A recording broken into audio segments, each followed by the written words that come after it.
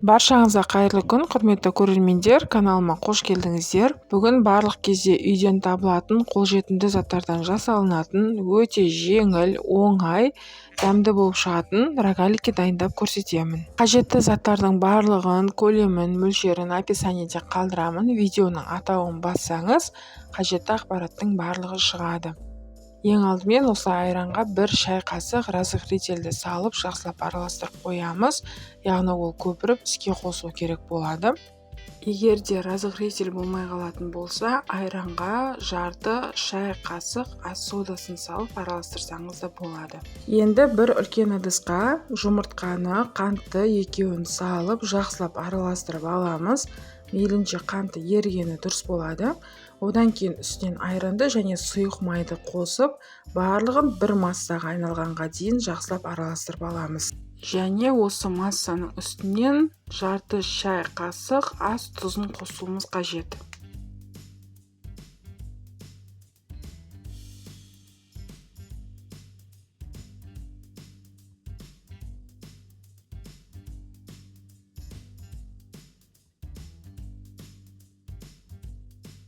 Кейін үстінен ұн саламыз, басында қасықпен араластырып, кейін қолмен араластырамыз.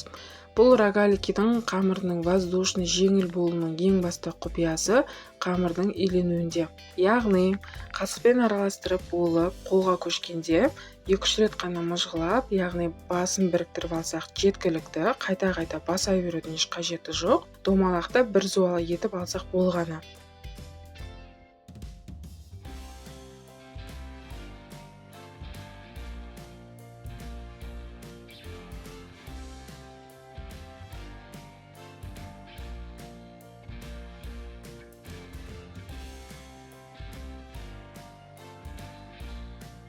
Бұл қамырмен жұмыс жасау өте оңай, жұмсақ, қолға қатты жабыса бермейтін әдемі қамыр болып шығады. Қамырды илеп болғаннан кейін астына ұн сеу арқылы қамырды 3 мм қалыңдықта домалақтап жайып аламыз. Қамырды жайғаннан кейін видеода көрсетілгендей етіп, алғашқыда домалақты теңдей 4-ке бөліп аламыз. Кейін сол 4 бөлікті әр бөлікке бөліп шығуымыз керек болады жеке-жеке. Видеода көрсетілгендей етіп, ортасынан бастап кескен дұрыс болады. Себебі мен видеода көрініп тұр, шетінен бастап кескенде үшбұрыштың ұш жағына дұрыс түспей қаласыздар. Ал бізге ең ұшы дұрыс болғаны керек, себебі рогалики оралған уақытта сол ұшы бетіне түседі. Яғни әдемі көріну үшін. Рогаликтерге әр түрлі салма салсаңыздар болады. Творог, творожная масса, вареная сгущенка, мак сепсеңіз болады.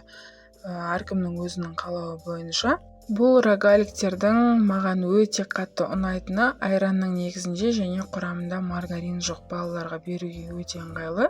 Балаларыңыз жасап көріңіздер, өте сүйіп жейтін болады. Және де оңай, жылдам дайындалады. Шайға бірден пісіре салсаңыздар өте ыңғайлы. Рогаликтердің барлығын орап болғаннан кейін мен осылай қантқа батырып бетіне солай жасадым. 180 градуста 20-25 минут пісіріп аласыздар. Енді духовкаларыңызға байланысты, менде 20 минутта пісіп шықты. Осылай қызарып әдемі болып шықты. Егер де сіздерге видео рецепт ұнаған болса, каналыма тіркеліп, лайк басып, комментарий қалдыруды ұмытпаңыз. Қазақша каналдарды қолдауларыңызды сұраймыз. Алдын ала сіздерге көп рахмет.